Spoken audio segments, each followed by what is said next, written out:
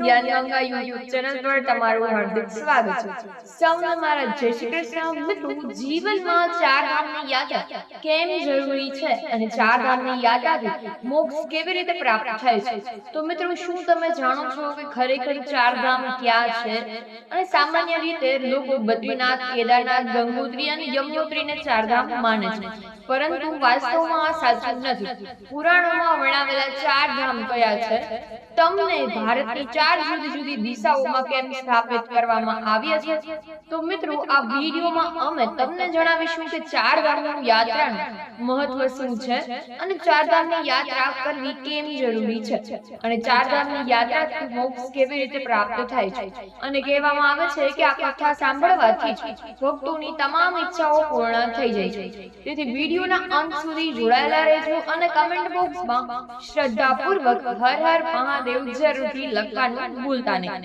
તો મિત્રો, ભારતીય ધર્મ ગ્રંથોમાં બદ્રીનાથ, દ્વારકા, જગન્નાથપુરી અને રામેશ્વરની ચાર ધામ યાત્રા રૂપે વર્ણવવામાં આવ્યા છે, પણ પૌરાણિક કથાઓ અનુસાર ભગવાન વિષ્ણુની હાજરી એટલે કે ચાર ધામોમાં પણ જુદા જુદા રૂપોમાં માનવામાં આવે છે। અને મિત્રો, એવું માનવામાં આવે છે અને એવું કહેવામાં પણ આવે છે કે રામેશ્વરમાં ભગવાન વિષ્ણુ સ્નાન કરે છે, અને બદ્રીનાથમાં તેઓ ધ્યાન કરે છે, અને પુરી જગન્નાથ ધામમાં તેઓ ભોગનો આનંદ લે છે, અને દ્વારકામાં તેઓ વિશ્રામ કામ કરે છે। તો ચાલો મિત્રો, રામેશ્વરમ ધામની આ ચાર ધામ યાત્રાની શરૂઆત કરીએ। અને રામેશ્વરમ એક પવિત્ર તીર્થ સ્થળ છે જે તમિલનાડુના રામનાથપુરમ જિલ્લામાં સ્થિત છે, અને રામેશ્વરમ મંદિર બંગાળની ખાડી અને અરબ સાગરના સંગમ સ્થળે આવેલું છે। આ મંદિરની સ્થાપના કથા સિદ્ધા રામાયણ કાળ સાથે જોડાયેલી માન્યતા છે કે જ્યારે ભગવાન શ્રી રામ, લક્ષ્મણ, હનુમાન અને સમગ્ર વાનર સેનાની સાથે લંકા વિજય માટે જતા હતા, ત્યારે સમુદ્ર કિનારે શિવલિંગની સ્થાપના કરી અને મિત્રો ભગવાન શિવની ઉપાસના કરી હતી। તેમની ભક્તિથી પ્રસન્ન થઈને ભગવાન શિવે તેમને વિજય પ્રાપ્તિનો આશીર્વાદ આપ્યો હતો, અને આશીર્વાદ પ્રાપ્ત કર્યા અને પછી શ્રી રામ ભગવાન શિવની વિનંતી કરી કે તેઓ પણ જન કલ્યાણ માટે હંમેશા આ શિવલિંગમાં જ્યોતિર્લિંગ રૂપે બિરાજમાન રહે, અને તેમની આ ભક્તિપૂર્ણ પ્રાર્થના ભગવાન શિવે સહજતાથી સ્વીકારી લીધી, અને ત્યારથી જ આ પવિત્ર શિવલિંગ રામેશ્વરમ જ્યોતિર્લિંગ રૂપે પ્રતિષ્ઠિત થયું। અને રામેશ્વરમ મંદિર પાસે અથવા સાથે જોડાયેલું બીજું મહત્વનું પૂર્ણ ઐતિહાસિક તથ્ય પણ સામે આવે છે। અને રામાયણ અનુસાર જ્યારે ભગવાન શ્રી રામ માતા સીતા સાથે લંકા વિજય પછી અયોધ્યા પરત ફરી રહ્યા હતા, ત્યારે બ્રહ્મ હત્યાનું પાપનો દોષ લાગવાની વાત કરવામાં આવી, અને આ પાપથી મુક્તિ મેળવવા માટે સંતોએ શ્રી રામને ભગવાન શિવની ઉપાસના કરવાની સલાહ આપી, પરંતુ દ્વીપ કોઈ અથવા તો શિવ મંદિર ન હોવાથી ભગવાન રામે પવનપુત્ર ભગવાન અથવા હનુમાનને શિવલિંગમાં લાવવા માટે મોકલ્યા। ત્યારે હનુમાનજી પ્રભુ શ્રી રામની આજ્ઞાનું પાલન કરતા અને તાત્કાલિક પ્રસ્થાન કરી ગયા, અને પછી પાછા ફરવામાં આવે તો થોડું મોડું થઈ ગયું, અને બીજી તરફ પૂજાનું શુભ મુહૂર્ત નજીક આવી ગયું હતું। અને મિત્રો, હનુમાનજીના મોડા આવવાના કારણે ત્યારે માતા સીતા સમુદ્ર કાંઠે પડેલી રેતીમાંથી એક જ શિવલિંગનું નિર્માણ કર્યું, અને મિત્રો આ જ શિવલિંગ એ પછી આપણા રામનાથ તરીકે પણ ઓળખાયું, અને ભગવાન શ્રી રામ આ શિવલિંગની શ્રદ્ધા અને ભક્તિથી પૂજા કરી હતી। અને મિત્રો પછી હનુમાનજી દ્વારા લાવવામાં આવેલા શિવલિંગને પણ ત્યાં જોગ પ્રતિષ્ઠિત કરવામાં આવ્યું હતું। અને મિત્રો આ સિવાય રામેશ્વરમ મંદિર તેનું અજોડ સ્થાપત્ય અને ભવ્યતા માટે પ્રસિદ્ધ છે, અને આ મંદિરનો પેસેજ અથવા કોરિડોર દુનિયાનો સૌથી મોટો પેસેજ માનવામાં આવે છે, અને જેની ઉત્કૃષ્ટ નકશી અને વિશાળ સ્તંભો તેની ભવ્યતા દર્શાવે છે। મંદિરના નજીક સમુદ્રમાં આજે પણ પ્રાચીન પુલના અવશેષો જોવા મળે છે, જેને આપણે સામાન્ય રીતે રામ સેતુ તરીકે પણ ઓળખવામાં આવે છે। અને આ સેતુ શ્રી રામ અને તેમની વાનર સેનાએ લંકા પહોંચવા માટે બનાવ્યો હતો। તેણે હિન્દુ ધર્મના સૌથી રહસ્યમય અને ઐતિહાસિક સ્થળોમાંનું એક માનવામાં આવે છે। તો ચાલો હવે ચાર ધામોમાંના એક પવિત્ર બદ્રીનાથ પ્રવેશ વિશે જાણીએ કે બદ્રીનાથ મંદિર ઉત્તરાખંડના ચમોલી જિલ્લામાં અલંગ નંદાનંદી નદીના કિનારે આવેલું છે, એક પવિત્ર તીર્થ સ્થળ છે. હા મિત્રો, ભગવાન વિષ્ણુએ સમર્પિત છે કે આ મંદિર આલમનંદા નદીના ડાબા કિનારે નર અને નાર નારાયણ નામના બે પર્વતો વચ્ચે સ્થિત છે. ત્યારે પ્રાચીન સ્થાપત્ય શૈલીમાં નિર્મિત આ ભવ્ય મંદિર અંદાજે 15 મીટર ઊંચાઈ ધરાવે છે અને તેની રચના મુખ્ય 3 ભાગોમાં વિભાજિત છે, જેમાં ગર્ભગૃહ, દર્શન મંડપ અને સભા મંડપનો પણ સમાવેશ થાય છે. જ્યારે મંદિરમાં 15 દિવ્ય મૂર્તિઓ સ્થાપિત છે અને જેમાં સૌથી મહત્વપૂર્ણ મૂર્તિ ભગવાન વિષ્ણુની છે, જે લગભગ 1 મીટર ઊંચી કાળા પથ્થરની બનેલી છે. બદ્રીનાથ ધામને પૃથ્વીનું વૈકુંઠ કહેવામાં આવે છે, કારણ કે તે ભગવાન વિષ્ણુના ધામોમાંથી એક પવિત્ર છે અને મોક્ષ પ્રાપ્તિ માટે પવિત્ર સ્થાન માનવામાં આવે છે. અને આ કારણોસર દર વર્ષે લાખો શ્રદ્ધાળુઓ અહીં આવીને ભગવાન બદ્રીનાથ અથવા બદ્રીનારાયણના દર્શન માટે આવે છે. અને માનવામાં આવે છે મિત્રો કે આ મૂર્તિ ભગવાન વિષ્ણુની છે અને ભગવાન વિષ્ણુની સ્વયંભૂ મૂર્તિઓમાંથી એક છે. અને આ મંદિરની સ્થાપના અને તેના નામકરણને લઈને અનેક પૌરાણિક કથાઓ પ્રચલિત છે. અને એક પૌરાણિક કથા અનુસાર બદ્રીનાથ ધામ પહેલા ભગવાન શિવનું તપસ્યા સ્થળ હતું, પરંતુ ભગવાન વિષ્ણુને પોતાના ધ્યાન અને યોગ માટે એક યોગ્ય સ્થાન જોઈતું હતું. તેથી તેમને એક નાનકડા બાળકના રૂપ ધારણ અને રડવા લાગ્યા કે જ્યારે માતા પાર્વતી અને ભગવાન શિવ બાળકને રડવાનું કારણ પૂછ્યું, ત્યારે નિર્દોષ બાળક રૂપે ભગવાન વિષ્ણુએ કેદાર ભૂમિને પોતાના ધ્યાન માટે માંગી લીધી. અને બીજી એક પૌરાણિક કથા અનુસાર એક વખત દેવી લક્ષ્મી અને ભગવાન વિષ્ણુથી નારાજ થઈ ગયા અને તેમને માનવામાં આવે છે કે ભગવાન વિષ્ણુએ આ સ્થળે ઘોર તપસ્યા શરૂ કરી અને ધ્યાનમાં લીન હોવાથી તેઓ ખરાબ હવામાન અને વિપરીત પરિસ્થિતિઓથી સંપૂર્ણપણે અજાણ રહી. અને પત્ની ધર્મો નિભાવતા દેવી લક્ષ્મીએ બદ્રી વૃક્ષનું સ્વરૂપ ધારણ કર્યું અને પોતાની શાખાઓ ભગવાન વિષ્ણુને લઈને ઢાંકીને રાખ્યા. અને દેવી લક્ષ્મીના આ પ્રેમ અને ત્યાગથી પ્રસન્ન થઈને આ સ્થાનને બદ્રીનાથ નામ આપવામાં આવ્યું.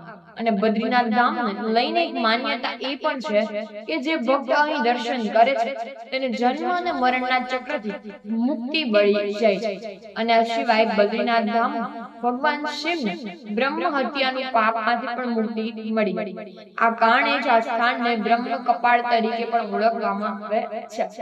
બ્રહ્મ કપાળ એક પવિત્ર અને ઊંચી શિલા છે કે જ્યાં પિતૃઓ માટે શ્રાદ્ધ અર્પણ કરવામાં આવે છે. માન્યતા છે કે અહીં શ્રાદ્ધ કરવાથી પિતૃઓને મોક્ષ અને શાંતિ મળે છે. તો મિત્રો, હવે એ વાત કરીએ ચાર ધામમાંથી એક પુરી ધામ એટલે કે જગન્નાથ પુરી. આ મિત્રો, જગન્નાથ યાત્રાનો દિવસ હવે નજીક આવવાનો છે અને ધામની વાત કરીએ મિત્રો તો પહેલા એના રહસ્ય વિશે જાણીએ. તો પહેલા કમેન્ટ બોક્સમાં તમે જય જગન્નાથ અવશ્ય લખજો. એટલે કે જગન્નાથ પુરી મંદિર ઓડિશા રાજ્યના પુરી શહેરમાં આવેલું છે અને હિન્દુ ધર્મના સૌથી પવિત્ર તીર્થ સ્થળોમાંથી એક માનવામાં આવે છે. જગન્નાથ શબ્દનો અર્થ એ છે કે જગત ના સ્વામી અને આ મંદિરમાં મુખ્યત્વે 3 દેવતાઓની પૂજા કરવામાં આવે છે.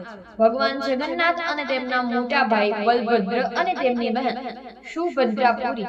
મંદિરની સૌથી પ્રસિદ્ધ પરંપરા છે કે અહીંની રથ યાત્રા કે જે રથ દર વર્ષે અષાઢ શુક્લ પક્ષની બીજ એટલે કે લગભગ જૂન જુલાઈ મહિનામાં આયોજિત થાય છે. અને કલયુગમાં ભગવાન શ્રી કૃષ્ણ રાજા ઇન્દ્રના સપનામાં પ્રગટ થઈ અને તેમને આદેશ આપ્યો કે તેઓ પુરીના સમુદ્ર કિનારે મળેલા એક દિવ્ય વૃક્ષની તેમની વિગ્રહ મૂર્તિ બનાવે છે અને મિત્રો મંદિરમાં પ્રતિષ્ઠિત કરે છે. અને રાજા ઇન્દ્ર ભગવાન એટલે કે ભગવાનના આદેશનું પાલન કરતા એક કુશળ શિલ્પકારની શોધ શરૂ કરી. અને આ દરમિયાન તેમને એક વૃદ્ધ બ્રાહ્મણ મળ્યા જેમણે સ્વયં આ વિગ્રહો બનાવવાની ઈચ્છા વ્યક્ત કરી. જો કે વૃદ્ધ બ્રાહ્મણ એક શરત રાખી કે વિગ્રહોને એક બંધ ઓરડાની અંદર તૈયાર કરશે અને જ્યાં સુધી મૂર્તિઓ સંપૂર્ણ તૈયાર ન થાય ત્યાં સુધી કોઈએ પણ દરવાજો ખોલવો નહીં. કોઈએ પણ અંદર ઝાંકવું કે દરવાજો ખોલવો તો મૂર્તિઓનું નિર્માણ અધૂરું રહી જશે. અને રાજા ઇન્દ્રએ શરત સ્વીકારી લીધી અને વૃદ્ધ બ્રાહ્મણ કે જે વિગ્રહોનું નિર્માણમાં લાગી ગયા હતા તે શરૂઆતમાં જ ઓરડામાંથી સતત લાકડું ઘસવાના અવાજો આવતા હતા. અને મિત્રો જેના લીધે અથવા તો જેના કારણે બધાનો વિશ્વાસ હતો કે મૂર્તિઓ બનવાઈ રહી છે, પણ મિત્રો થોડા જ દિવસોમાં પછી અચાનક જ ઓરડામાંથી અવાજ આવતો અને બંધ થઈ ગયો અને રાજા અને રાણીને સંયમ થયો કે વૃદ્ધ બ્રાહ્મણ સાથે કોઈ અનિષ્ટ ઘટના તો નથી થતી ને, અથવા બની નથી રહી. ઘણા દિવસો સુધી ઓરડાની અંદર અથવા તો કોઈ અવાજ ન આવ્યો, જેના કારણે તેમની ચિંતા વધી ગઈ. અંતે રાજા ઇન્દ્રદ્યુમ્નને શંકામાં આવીને દરવાજો ખોલી નાખ્યો અને અંદર તેમને ભગવાન જગન્નાથ એટલે કે તેમના ભાઈ હતા અને મિત્રો એમની બહેન બલભદ્ર અને સુભદ્રા હતી, જે મૂર્તિઓ મળી અને મિત્રો તેમના હાથ પગ સંપૂર્ણ રીતે ઘસાયા ન હતા. એ જ ક્ષણ રાજાને સમજાયું કે રહસ્ય એક વૃદ્ધ કોઈ સામાન્ય શિલ્પકાર ન હતો, પણ પોતે દેવ શિલ્પકાર વિશ્વકર્મા હતા. એટલે કે જેઓ ભગવાનની દિવ્ય મૂર્તિઓ બનાવતા હતા, પરંતુ તેમની શરત તૂટી જતા જ તેઓ અધૂરી મૂર્તિઓ છોડીને અંતર્ધ્યાન થઈ ગયા. જો કે રાજાએ તો ઘટનાને ઈશ્વરની લીલા માનીને અધૂરી મૂર્તિઓને જ મંદિરમાં સ્થાપિત કરી દીધી. એ જ કારણ છે કે જગન્નાથ મંદિરમાં બીજા મંદિરોની જેમ પથ્થર અથવા તો ધાતુની મૂર્તિઓ નથી, પણ વિશેષ પ્રકારની અથવા તો લાકડાની બનાવેલી મૂર્તિઓ છે જે પૂજા કરવામાં આવે છે.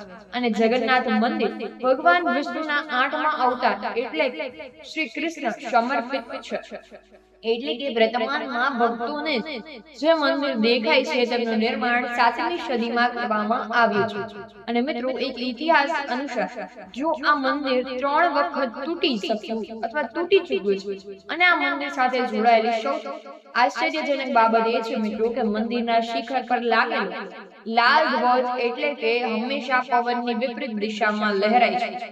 તો મિત્રો વૈજ્ઞાનિક દ્રષ્ટિએ તેનું કોઈ પણ પ્રમાણ નથી, અને આજે પણ એક રહસ્ય છે કે આ ઉપરાંત મંદિરમાં શિખર પર સ્થાપિત સુદર્શન ચક્ર પણ પોતે એક જ અનોખું રહસ્ય છે કે પુરીના કોઈ પણ સ્થાને ઊભા રહીને જો ચક્રને જોવામાં આવે તો લાગે છે કે સીધું આપણા તરફ જોઈ રહ્યું છે. અને આ રહસ્યમય રચનાને નીર ચક્ર પણ કહેવામાં આવે છે અને એક અષ્ટધાતુથી બનેલું છે. આ બધા જ અદ્ભુત રહસ્યો અને દિવ્ય માન્યતાઓને કારણે મિત્રો જગન્નાથપુરી મંદિર એટલે હિન્દુ ધર્મનું એક અમૂલ્ય આસ્થાનું કેન્દ્ર તરીકે પણ ઓળખવામાં આવે છે, કે જ્યાં ત્યાં લાખો શ્રદ્ધાળુ તેમની શ્રદ્ધા અને ભક્તિ સાથે દર વર્ષે દર્શનાર્થે આવે છે. તો મિત્રો હવે આપણે 4 ધામોની એક દ્વારકા મંદિરની વાત કરીએ તો પહેલા કમેન્ટ બોક્સમાં સાચા મનથી બધા જ લોકો જય દ્વારકાધીશ અવશ્ય લખજો. એટલે કે આ ભવ્ય મંદિર ભારતના પશ્ચિમી તટ ગુજરાતમાં અરબી સમુદ્રના કિનારે સ્થિત છે. દ્વારકા નગરીને ભગવાન શ્રી કૃષ્ણનું પવિત્ર નિવાસસ્થાન માનવામાં આવે છે. અને હા મિત્રો દ્વારકા નગરી ભગવાન શ્રી કૃષ્ણનું પવિત્ર નિવાસસ્થાન માનવામાં આવે છે. આ નગર માત્ર શ્રી કૃષ્ણના સાહિત્ય સજ્જો અથવા રાજ્યો તરીકે જ પ્રસિદ્ધ નથી, પણ ધાર્મિક માન્યતાઓ અનુસાર પણ ભગવાન વિષ્ણુએ અહીં શંખાસુર નામના રાક્ષસનો સંહાર કર્યો. અને મિત્રો આવો જાણીએ કે ભગવાન શ્રી કૃષ્ણ દ્વારકા નગરીની સ્થાપના કેમ કરવી પડી અને તેની પાછળ એક રોચક અને ઐતિહાસિક કથા છુપાયેલી છે. જ્યારે ભગવાન શ્રી કૃષ્ણ મથુરાના અત્યાચારી રાજા કંસનું સંહાર કર્યું ત્યારે કંસના સસરા મગધના રાજા એટલે કે જરાસંઘને ખૂબ જ ગુસ્સો આવ્યો. તેણે યાદવ વંશના નાશ કરવાનો સંકલ્પ લીધો અને આ ગુસ્સામાં જરાસંઘ વારંવાર મથુરા અને યાદવો પર આક્રમણ કર્યું, જેના કારણે નગરવાસીઓને સતત સંકટનો સામનો કરવો પડ્યો. યાદવોની સુરક્ષા અને શાંતિ સુનિશ્ચિત કરવા માટે ભગવાન શ્રી કૃષ્ણ મથુરા છોડવાનો નિર્ણય લેવો. બધા યાદવો માટે સુરક્ષિત અને નવી નગરી વસાવવા માટે શ્રી કૃષ્ણ વિશ્વકર્માને દ્વારકા નગરીની સ્થાપના કરવા માટે આદેશ આપ્યો.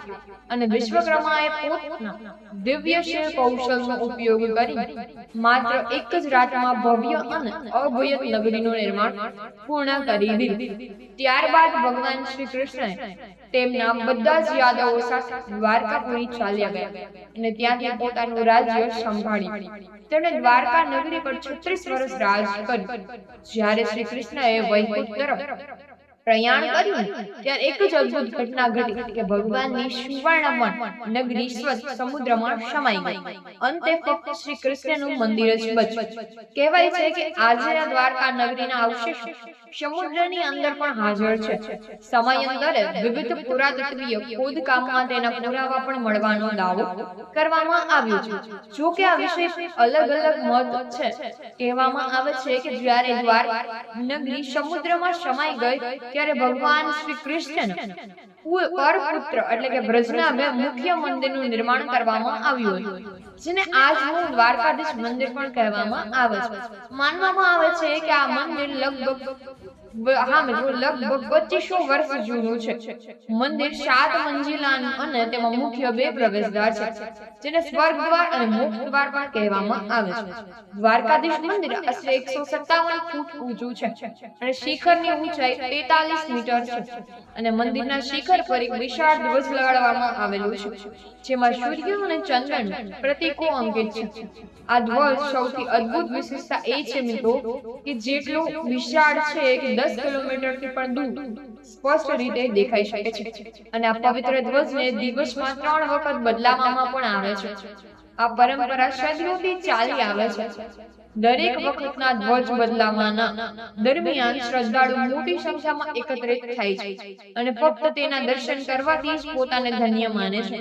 તો મિત્રો હવે તમે સમજી ગયા હશો કે ચારધામ યાત્રા ફક્ત તીર્થ યાત્રા નથી, પણ આત્માની શુદ્ધિ અને પાપ મોચન અને મોક્ષ પ્રાપ્તિનો માર્ગ છે.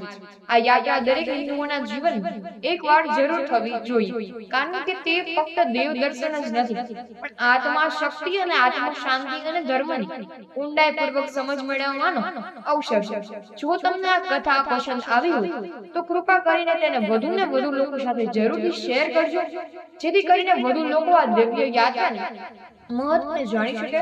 તો મિત્રો જો તમને વિડીયો ગમ્યો હોય તો વિડીયોને લાઈક શેર કરવાનું ભૂલતા નહીં અને મિત્રો જો તમને આ ચેનલ પર નવા હોય તો ચેનલને સબસ્ક્રાઇબ કરવાનું ભૂલતા નહીં, જેથી તમને નવા વિડીયોની લિંક મળતી રહે.